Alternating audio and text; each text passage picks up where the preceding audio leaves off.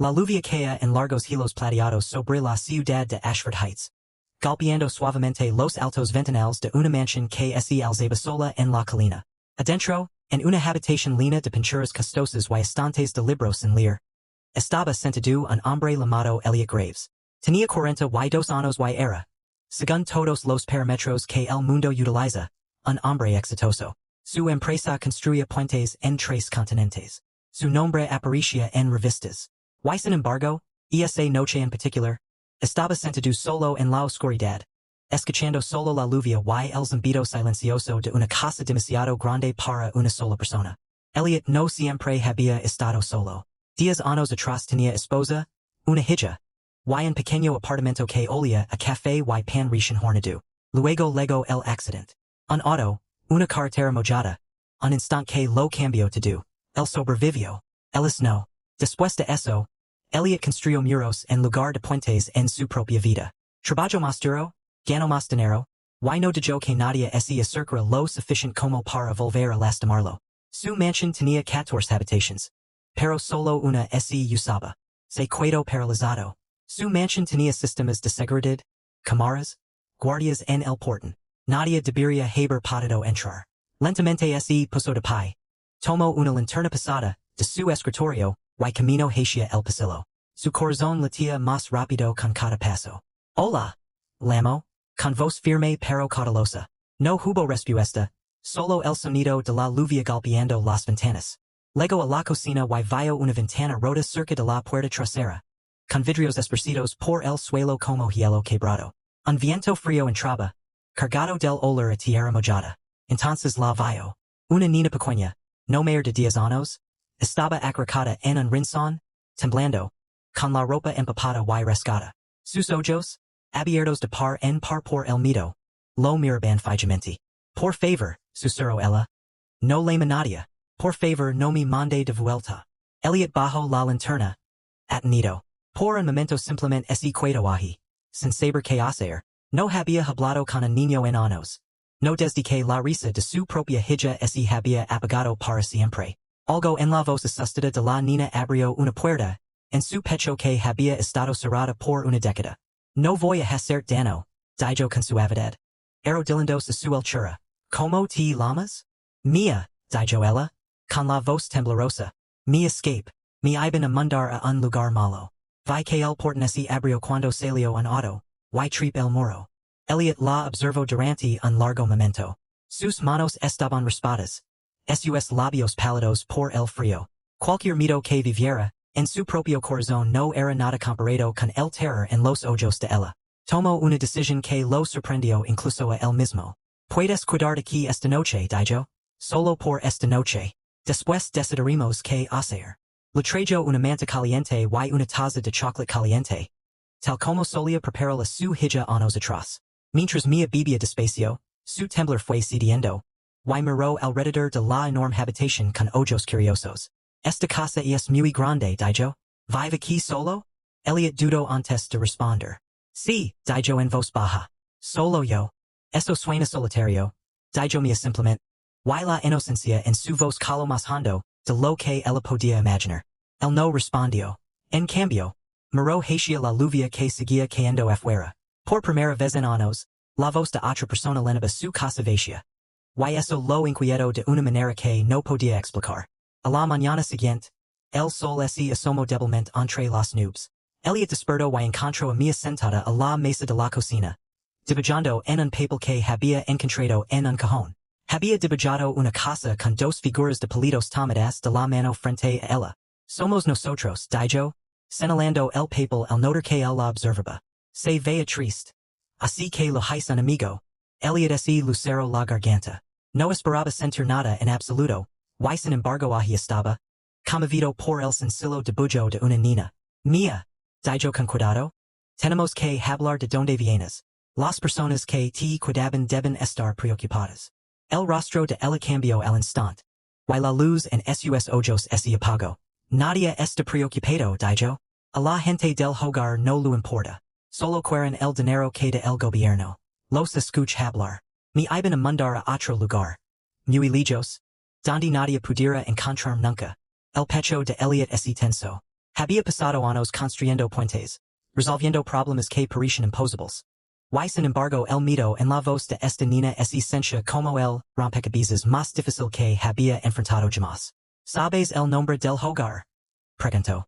Golden Oaks, dijo ella. No tiene nada de dorado. No tiene nada de bueno.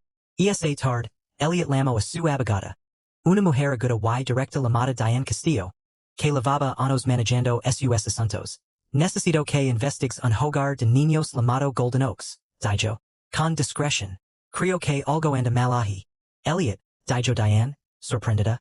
¿Por qué preguntas por un hogar de niños? El dudo. Porque anoche apareció una niña en mi casa. Muerta de miedo, y la crió. Al caer la tarde. Diane volvió a llamar, con voz tensa. Elliot encontré algo. Golden Oaks ha sido investigado 2 veces en los últimos 5 años por mal uso de fondos. Nunca se comprobó nada. Pero 3 niños desaparecieron de sus registros en los últimos 2 años. Sin ninguna explicación. Esa noche, mientras el trueno volvía a retumbar afuera, Elliot tomó una decisión. Voy a ayudarte mía. Susurró mientras ella dormía. Todavía no sé cómo, pero te lo permito. Los días siguientes pasaron rápido. Diane trabajaba en las sombras, reuniendo pruebas, mientras Elliot mantenía a Mia a salvo dentro de su casa. Enseñando ajedrez, escuchando sus historias. Sintiendo poco a poco como partes de sí mismo que cría muertas volvían a despedida.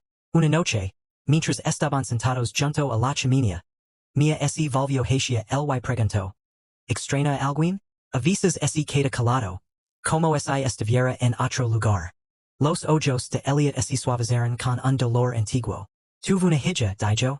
Tendría más o menos tu edad ahora. ¿Qué le pasó? Y no está, dijo simplemente. Incapaz de decir más. Mia extendió la mano y tomó la de él. Lo siento, dijo. Tal vez por eso me entiende. Porque sabe lo que es perderlo todo también. Sus palabras lo golpearon más fuerte que cualquier fracaso empresarial o revés personal. Por primera vez en 10 años, Elliot se permitió llorar, en silencio, frente a otra persona. Pero la paz no duró. 3 días después, a las 9:17 de la noche, sonó el timbre del portón de la propiedad de Elliot. Las cámaras de seguridad mostraron un auto negro estacionado afuera. Y 2 hombres de traje bajaron, mostrando placas que decían ser de servicios de protección infantil. Elliot se lo revolvió el estómago. Algo en ellos se sentía mal. Demasiado pulido, demasiado ensayado. Señor Graves, dijo uno de los hombres por el intercomunicator. Sabemos que podría estar albergando a una menor desaparecida de Golden Oaks. Necesitamos librarnosla bajo custodia de inmediato. La mente de Elliot corría a 1000 por hora. Miró hacia atrás, a Mia, que se había puesto pálida. Pegada contra la pared, temblando. No son reals, susurró ella. Ya he visto a ese hombre antes. Trabaja para el hogar. Es el que se llevó a los otros niños. El corazón de Elliot latía con fuerza. Tenía solo segundos deles largas, dijo Diane con urgencia. Estoy a punto de terminar. Encontré registros que muestran que Golden Oaks vendía identidades de niños a programas de custodia no autorizados en el extranjero. Si logro llevar esto a la policía en la próxima hora, podemos detenerlos legalmente. Elliot caminó hacia el intercomunicator. Con las manos firmes a pesar de la tormenta que rugía en su interior. Voy a necesitar ver la documentación correspondiente, dijo con calma. Y voy a contactar a la policía local para confirmar sus identidades. Como es el procedimiento habitual. La voz del hombre se volvió cortante. Eso no será necesario, señor Graves. Simplemente abra el portón. Me temo que si lo es, respondió Elliot con firmeza. Están en una propiedad privada. Y tengo todo el derecho de verificar quién solicita la custodia de una menor. Hubo un silencio tenso, y luego el sonido de una discusión apagada afuera del portón. Elliot se volvió hacia Mia, que se aferraba a su manga con fuerza. Pase lo que pase, dijo, arrodillándose para mirarla a los ojos. No voy a dejar que te leven, ¿entiendes? Te lo permito. Las lágrimas corrían por el rostro de ella mientras esencia, apretando su mano con fuerza. Por primera vez, Elliot sintió algo que creía perdido para siempre. La necesidad feroz y inquebrantable de proteger a alguien más, sin importar el costo. Pasaron 10 minutos angustiantes. Entonces, a las 9:38 de la noche, llegaron 3 patrullas de policía. Con las luces destilando entre la lluvia, Diane lo había logrado. Había presentados eficientes pruebas a tiempo para alertar a las autoridades locales, que llegaron justo cuando los falsos agents intentaban forzar su entrada por el portón. Los oficiales actuaron rápido, interrogando a los hombres, verificando sus identifications. Y confirmando lo que Mia ya sabía. No eran trabajadores sociales reales. Eran hombres contratados por los dueños corruptos de Golden Oaks, enviados a recuperar a Mia antes de que pudiera revelar lo que había escuchado. El arresto que siguió sacudió a toda la ciudad. En cuestión de días, la historia salió a la luz por completo. Golden Oaks fue clausurado, y sus dueños arrestados bajo cargos de fraude, y tráfico de menores. Varios otros niños, previamente reportados como rubicados, fueron encontrados y rescatados de colocaciones ilegales en el extranjero. El pequeño acto de Mia de trepar un muro en medio de una tormenta había destapado una operación que había hecho daño a decenas de niños durante años. En las semanas siguientes, Elliot trabajó junto con Diane y las autoridades locales de bienestar infantil para convertirse en el tutor legal de Mia. No fue un preciso fácil, lleno de entrevistas, verifications de antecedentes y largas noches de papeleo. Pero por primera vez en una década, Elliot se encontró esperando con ganas cada nuevo día. Una tarde tranquila, mientras la luz dorada se derramaba por las ventanas de la mansión a las 6:50 de la tarde. Elliot encontró a Mia sentada exactamente en el mismo lugar donde había hecho su primer dibujo, en la mesa de la cocina. Esta vez estaba dibujando de nuevo, pero el dibujo era distinto. Mostraba la mansión, lleno fría y vacía, sino cálida, con luces encendidas en cada ventana. Y dos figuras paradas afuera, sonriendo, tomadas de la mano bajo un sol brillante. Este cuento mejor, dijo ella, mostrándolo con orgullo. Elliot sonrió, una sonrisa real, plena, que le legó hasta los ojos por primera vez en años. Y es perfecto, dijo. Esa noche, mientras la arropaba en la habitación de Huspeds que poco a poco se había convertido en la suya. Lina ahora de libros, mantas suaves y una pequeña lámpara con forma de estrella. Mia lo miró y preguntó. ¿Todavía se siente solo? Elliot pensó en los años vacíos, en el silencio que solía llenar su casa, en los muros que había construido alrededor de su corazón. Miró a la niña que alguna vez había sido una desconocida trepando por su ventana rota. Y que de alguna manera se había convertido en todo su mundo. No, dijo con suavidad. You know. Cuando apagó la luz y salió el pasillo, se detuvo un momento, escuchando.